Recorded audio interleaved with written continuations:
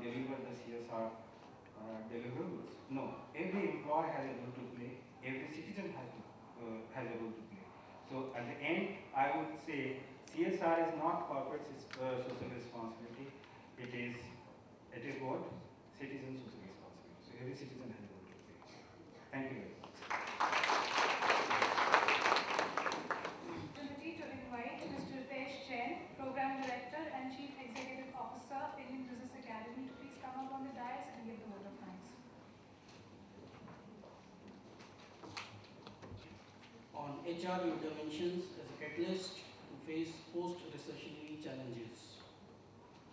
On behalf of the organizers, Delhi Management Association and Indian Business Academy, and on my personal behalf, I express my sincere thanks and gratitude to all the dignitaries on the dais and off the dais. We are grateful to Dr. Irat, President DMA, for his blessings.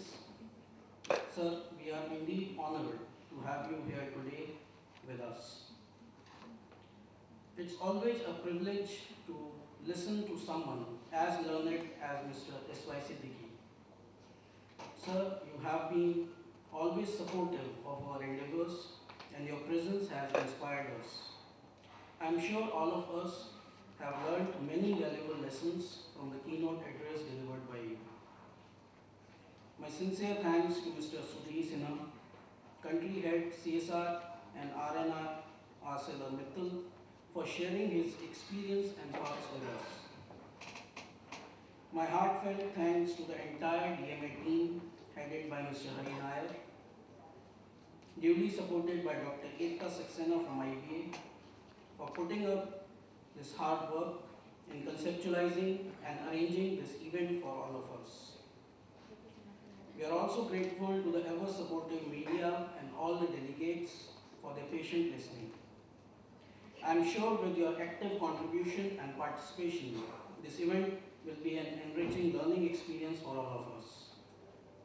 Last but not least, I thank all the sponsors of this event for their valuable contribution, monetary and otherwise. To conclude, I wish all the success to the first HR Conclave and hope to see you again in the future events organized by us. Thank you.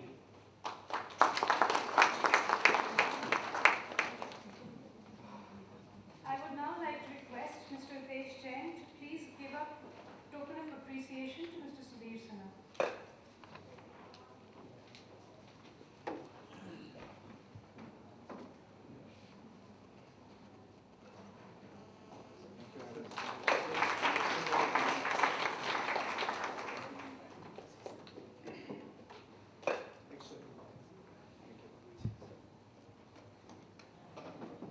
I would now like to request Professor Anurag Goyal to please come up on the dais and present a token of appreciation to Mr. S.Y. Siddiqui.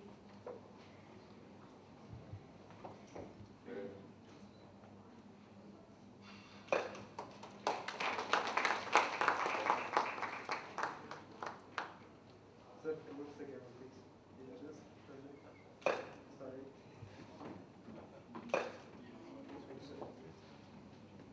I would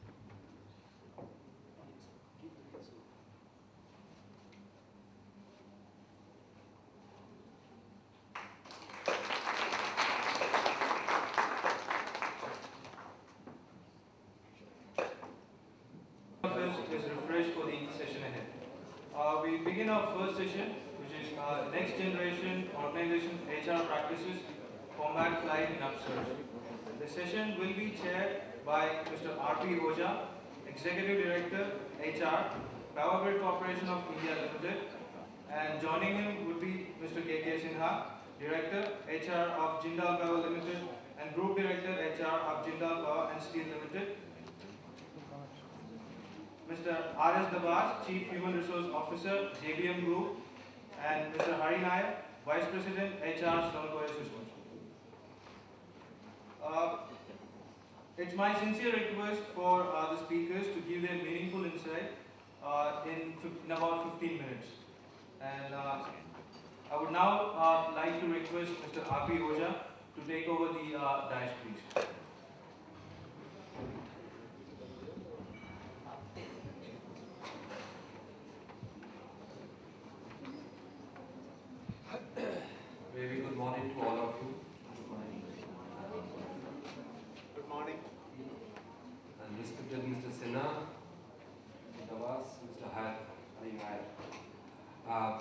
take my pleasure. I'm really very obliged to DMA and IBA for having given me this opportunity to be amidst you. And further that, moreover, that it is on a subject which is very dynamic, very interactive, and it's really the subject which is relevant today. The subject what has been assigned for this session is the new generation HR concepts combating the flight upsurge. Before I just, because we have very learned speakers today and very experienced.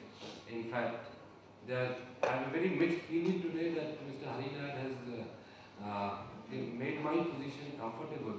At the same time, it's very difficult that our beloved and also very respected senior Mr. Sinha is there. So that my difficulty is how can I be chairing a session when he is there. And comfortable, what I meant was that he has made my position or made my role comfortable today here is that perhaps as a chairperson I do not have any. So maybe that I have to regulate and monitor. The subject on which today's session, without wasting any time, is what I see, I look at it is, and what I look at it is based on the experience and what we could see from what is happening, is that there is a lot of changes which is happening, and the change is at a tremendous speed. There is no need to explain further. That the speed is that 1 year back, or maybe a few months or couple of months back, we were talking about downturn. Couple of months back, DMA itself, I think there was a seminar that what are the challenges for the HR professional during the downturn of the economy. And now we are talking about that how the recovery is already, we can see the recovery happening. So what are the new challenges before the HR professionals and what is the new challenge before the organization?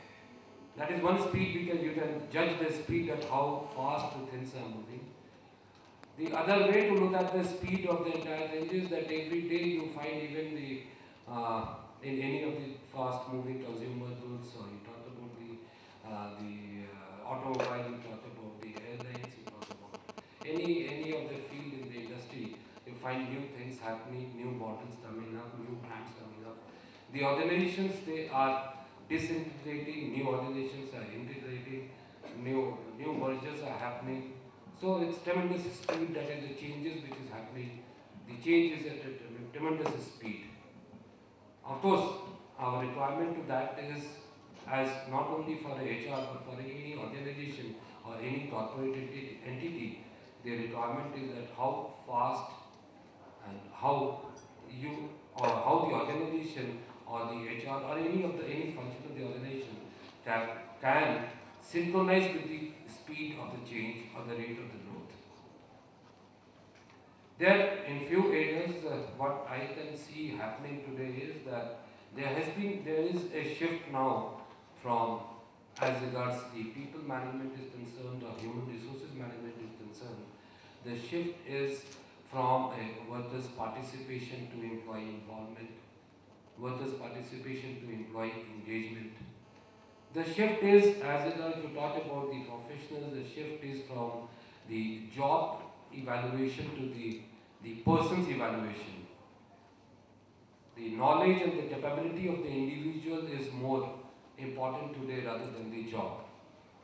The shift is also from the diversity, because the organizations and the corporations are getting global, so that is leading to more diversity. So how diversity management can be done.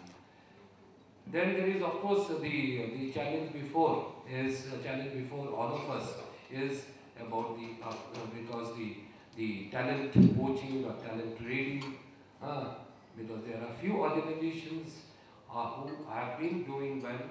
There are few organizations who have the expertise in certain areas, and there are experienced, qualified, knowledge workers, and they are in demand.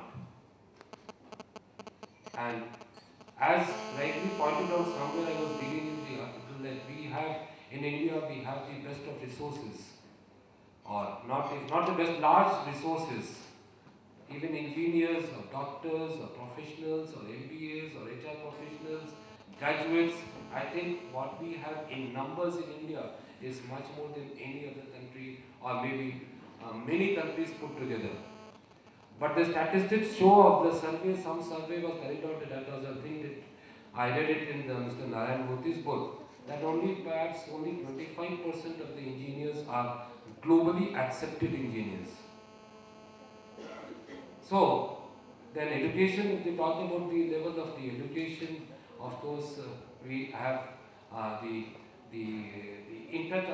connect between the education and the industry. There is a huge gap. If that is so, so the challenge before us, that means there are few people and takers are more. How do we take care of this situation? Who has to take care of this situation? Of course, the first reply will be that is, as a corporate organization, it's not my responsibility. If we go on that direction, that as a corporate, it's not my responsibility. If there are people that are not available, what is that I can do? So, but who will suffer? So that is one challenge.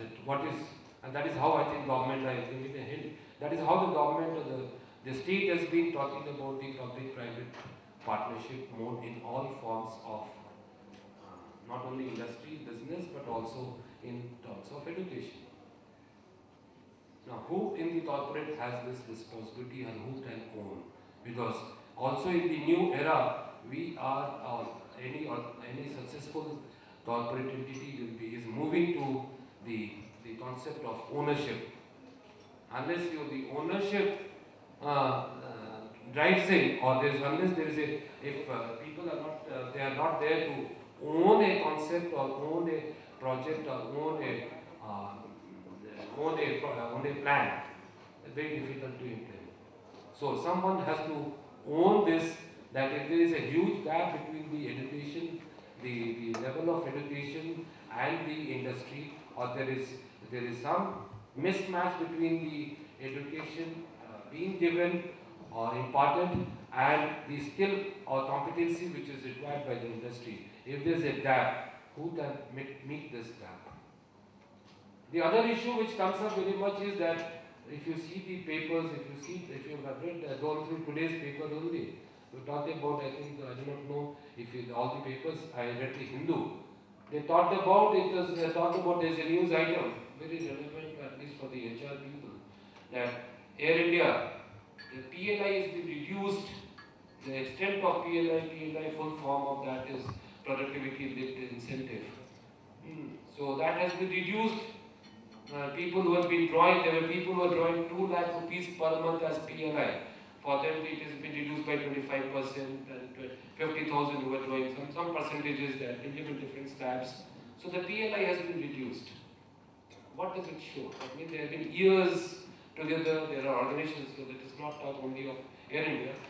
Today's news was, but there are many organizations where it is perhaps happening, that you develop a scheme, you develop a plan, and you are not able to sustain it. And if the business is not able to sustain, is there any mechanism to reject that system? And if there is no system to reject that system, there is no mechanism to reject that system, that means it is not sustainable. So are we really implementing, introducing schemes, plans, projects which are sustainable? Whatever compensation strategy, whatever PRP strategies, whatever performance linked strategies, that must be sustainable. There should be a mechanism for renewal. And if there is no sustainability, is the sustainability evaluation of that is not there, then perhaps it is not a manageable scheme or a plan, and therefore the system should be such that this gets rejected or it gets automatically renewed and revived or re-engineered.